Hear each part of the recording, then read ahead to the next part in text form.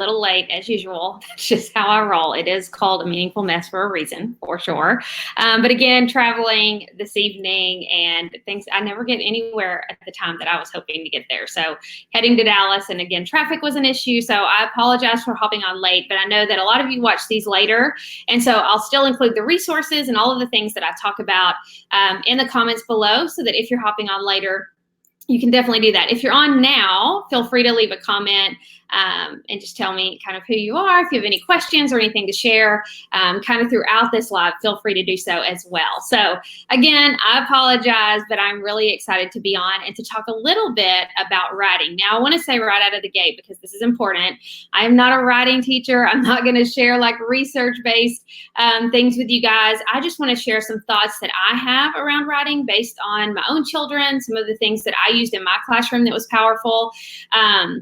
And just share from the perspective of a writer some of the things that I think our kids need to hear and need to experience in the classroom. So this is going to be short and sweet, but I want to share some really cool resources that I think that can be used in the classroom. So one of the first things that I want to address is, why don't kids enjoy writing? You know, for the most part, we have our students who love to write, who love to be creative and share their stories and think about things, imagine that, and then write it down. But I would say for the most part, a lot of our students don't enjoy writing. They find it very tedious, and it's just something they have to check off. And so I think it's important that we start asking ourselves, what is it about writing that they don't like? And I think some of our students don't like writing because they don't think that they don't see it as something that they're good at. So oftentimes when our students write, we point out what they didn't do well, we point out what they need to change, what they need to correct. And so it's really important to focus on the things that they do well. And sometimes that might be texting. Sometimes that might be writing comments in a video game. Whatever it is that you can help them make a connection to, I think it's important to do that. So we're going to talk about that. Don't get me wrong. I don't think that they should be writing the way that they text, but is texting a form of writing? Do they write sometimes when they are talking to their friends on their phones or when they are in chat rooms, whatever that looks like? Of course. So just something to consider. So how do we do that? What does that look like? How can we help them make these connections? And how can we help them find ways to enjoy writing? Now, I want to say, as a writer and somebody who has to write for their career, writing is not something that I always enjoy. In fact, it is like pulling teeth to get something out of me. So for me, I have a really hard time getting started. And I think that for a lot of our students, they're the same way. So they'll write once they get going, but what do so many writers say? I just don't know where to start, or I don't know how to get this going. And one of the things that really helps me is to hop onto Google Docs, right? And to use the voice typing tool. And so sometimes I may not be able to write all the time, but I can always talk. I love to talk, that's obvious. But thinking through using that voice typing tool to allow your students to speak into and tell their story, and then go back and listen to that in order to write. So sometimes when my students didn't know how to get started, I would say, hey, you know what? Go ahead and hop on Google Docs, record, like go ahead and tell your story, say it out loud, and then go back and consider how you're going to write that down. Clean it up, think through it, and that made sense to them. So I think sometimes the hardest part of writing is getting started. Make no mistake, writing has to be meaningful. If it's not meaningful to them, they're not going to want to do it. Remember, I always say, if it's not meaningful, it's a waste of your time and theirs. And the same is true for writing if they can't make a connection to it. So I want to share one of my favorite tools that I feel like is really powerful and just fun for kids to use is Birdseed. So Ian Bird, if you haven't heard of him, he's an amazing speaker. He shares a ton. And one of the tools that he has is this emoji generator. So I want to show you guys that really quickly. Let me see if I can get there. Yes. Okay. So this is what it looks like, and you can see that every time I click and then it gives me another emoji. And so I love this because when you are talking about emojis, let me see if I can add this where you guys can see. There you go. So you can see that every time I click and then it adds another emoji. And this is awesome because when you're using emojis, you're speaking their language, right? This makes sense to them. So I love this tool just because it's really quick and simple to use. It's a really great tool to use at the beginning of class. So one of the things I always say is you have to engage them in those first 8 seconds of class. I think it would be cool to have this up at the front of the classroom and just have random emojis and let them turn to each other and tell a story, because that's the beginning of the writing process, is to start talking it out and then putting it onto paper. So perfect for the younger grades to practice storytelling, and even for the older grades as they practice that creativity and that willingness to kind of think beyond exactly what they're told to do. So I think so many times we give them a specific formula, like you have to do it this way, this way, this way, and sometimes that's just too confining for them. And so using something like this can get the creative juices flowing. It's a great starter experience, great way for them to practice that storytelling, like I said. There's a couple of other resources that I wanted to share, one being photo prompts. So I don't know if you guys have seen these before. I talk about them often, but this tool is awesome in that these are already created for you to use. You kind of have to scroll through to find them, but you'll see as I kind of go through that there will start being more and more prompts. So I love these. Like this one, Tell This Story.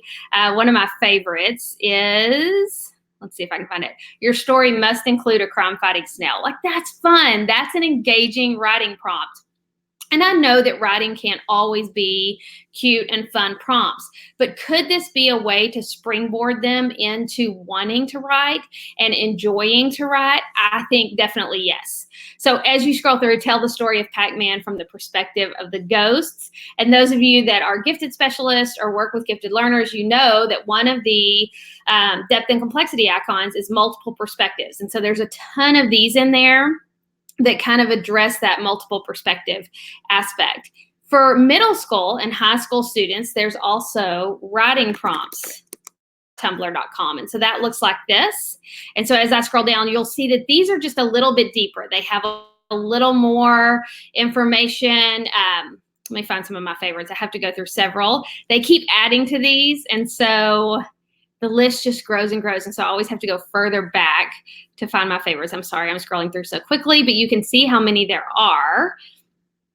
Okay, I feel like this is probably the page. Oh, let me go one more.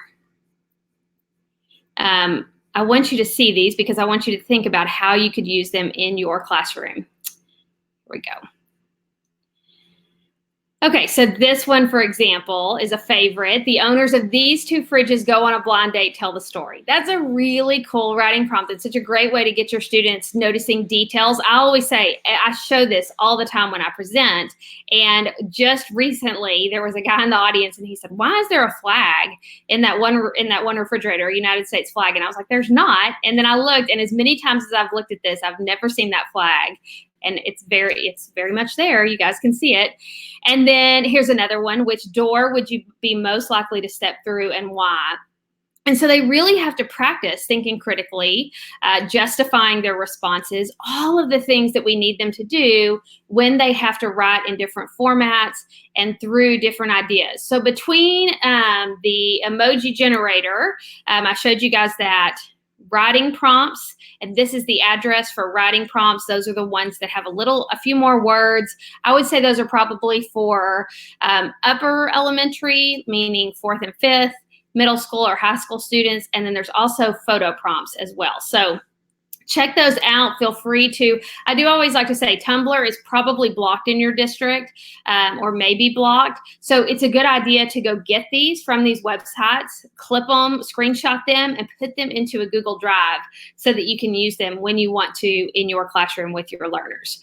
So thinking through that, those are some tools that we can use to make writing meaningful, because just like everything that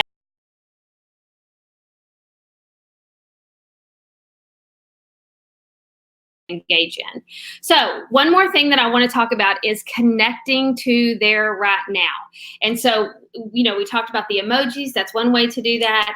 Letting them write about their experiences, having places for them to do this that makes sense to them. So yes, when it comes to testing, they're going to have to write on paper. When it comes to a lot of the work that they do in class, they need to write on paper. But if we can help them find meaning in the writing and help them connect it to their right now, that is when they choose to invest. So that means if you can find ways to allow them to blog, or if you can find ways to have them share their thoughts through reflection, those things are meaningful to them. Having them write just for the sake of writing, that's when they can't make the connection. But if you can somehow bridge that gap between what's meaningful to them and what you need them to do in the classroom, you're going to have a much better chance of them being willing to invest. And when they're willing to invest, that's when real learning happens.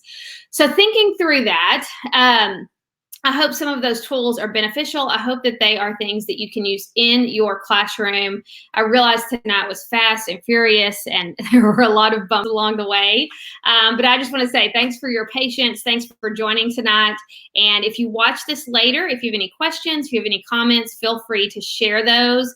Remember, you can always follow on Twitter at McNairAN3. I love to connect there and learn with you guys.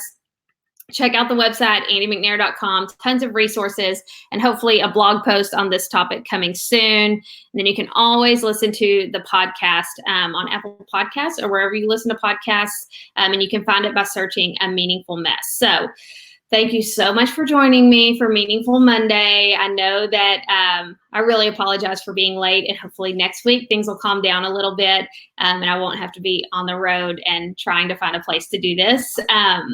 But again, I just appreciate you guys. I love learning with this community. I hope that you have a wonderful week, and I hope that you're able to find meaning in your mess. I'll talk to you guys soon.